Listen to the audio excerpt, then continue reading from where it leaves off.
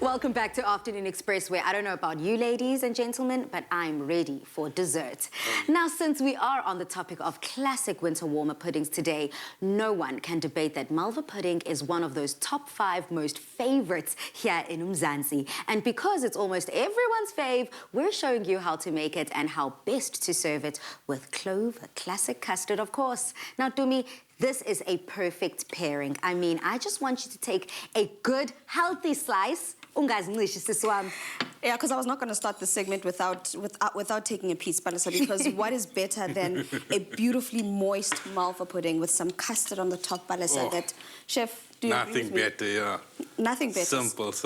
I'm It's not a going to perfect share, as marriage. usual. You guys know I don't share my desserts. And just like that, I mean, with the cooler temperatures that we are currently experiencing, serving this Malva pudding with the Clover Classic custard is the best way to do it, I think. Definitely, Pali. So we're going to get started. All I'm doing this time, Chef, I'm going to be on sauce duty. You're going to show us how to make this amazing Malva pudding. Okay, cool. It's pretty simple.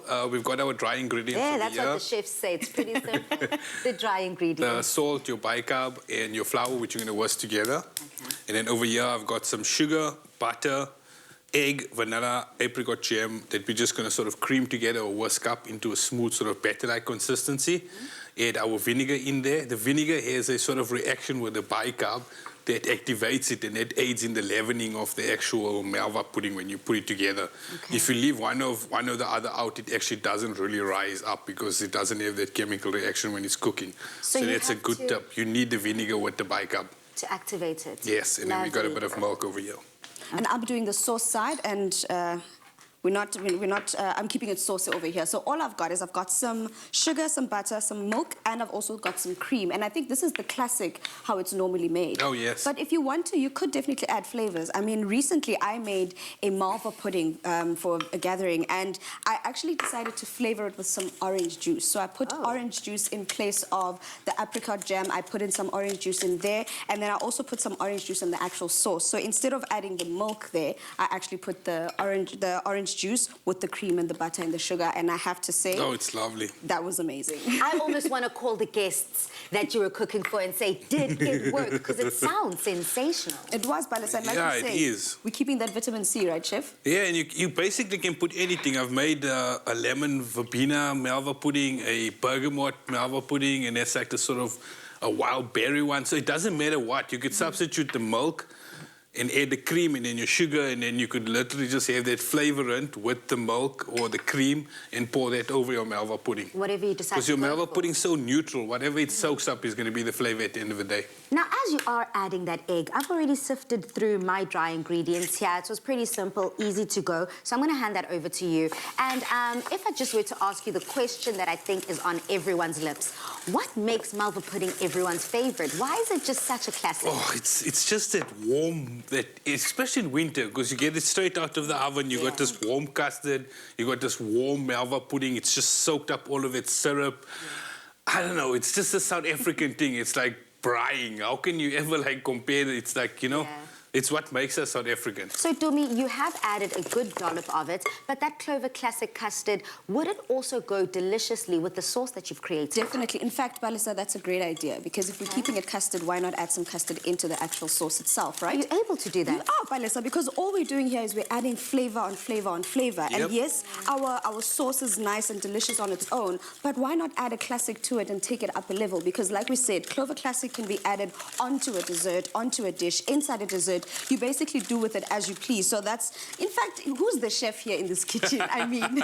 We were speaking about being award winners. Now listen, I might not be an award-winning chef, but this tongue and my taste buds know something delicious, and I know that you are going to be enjoying it as well. So just head over to our website, where Udumi and Chef Dion have detailed quite precisely everything you need to put together this delicious winter warmer pudding. And then, Balisa, all that's done now is that this sauce, I've added the custard to it. We don't need to cook it even more now. Can I have a look, actually?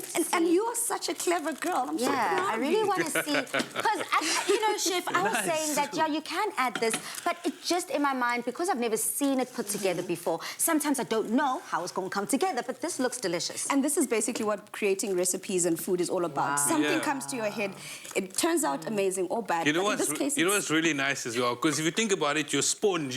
It's literally like a sponge. Exactly. So if you add any liquid to it, it's just going to soak it up and absorb it. So I love adding like brandy or like a liqueur and alcohol Yes. to this here. the But in sauce. the end, so it's still got its strength, you know what I mean? Yeah, that's actually very popular as well. I also Yeah. know around Christmas time, a lot of families do add that element of brandy within it just to make it a little bit more richer. So something that you can try at home, I guess, as well. Definitely. Now, Chef, So yeah, we've got our batter done. You can see it's very simple as well. Be careful when you add your vinegar also. If you add it too early with your milk, it might also cause it to split. So make sure that you add it just before your flour is about to go in. So there's enough liquid and substance in there to avoid it from sort of splitting as Yeah. well. We've lined this with a bit of spray and cook, and we're just going to add our batter to that and then bake it in the oven. You can, to keep it moist and prevent it from drying, they call it like a baking it in a sort of poaching it. So you could put like a tray underneath with water inside of it and put your pudding on top of that. And then cover it and bake it so it doesn't dry out in the oven because there's this excess moisture that steams in Got your you. oven That as it's steam baking. will be able to feed into that sponge again, making sure that it's moist again. So I guess there are multiple ways to skin a catcher. There's so many ways to get home. But at the end of the day, you have promised us something timeless, something classic, and something that almost everyone can try at home. Now, I'm all about my top tips and tricks, and I think that you've truly helped me understand. But Dumi, if I were to just throw it to you, girl, a tip, trick when creating malva pudding, or maybe it could be a good accompaniment for it. Oh, because that looks delicious. well, Palisa, besides the Clover Classic in this instance, I would say if you want to, you could even make a crumble on top of the malva pudding because it's Okay. very nice and soft and, you know, and gooey on the center. But we also like to say it is beautiful to have texture in your desserts Yeah. and your foods. So you could add some chopped nuts. You could add some. You could make a crumble as well. Put it on top as you bite into that soft malva. You get a bit of the crunch from the crumble. It's completely up to you. But like we said, be it as adventurous as you like. Add more custard to the sauce. Add custard into the actual batter if you'd like to as well. Now, let's see you putting the sauce onto that malva pudding because that sponge seems to be good. And exactly what Chef Dion was speaking about, Chef. It didn't flop, it didn't fall, it Nah, seems it's to be quite... perfectly well cooked. You can see it's even nice and level as well, so it's baked perfect. Another one of those classic bakes that will never go out of style. Just head over to afternoonexpress.co.za for the full recipe. So, we've had classic fashion from Timby, classic cars, thanks Chad, and we've seen classic hairstyles. And you, Michael? Classic! A classic range from Clover. Timeless taste. Made with love by Clover.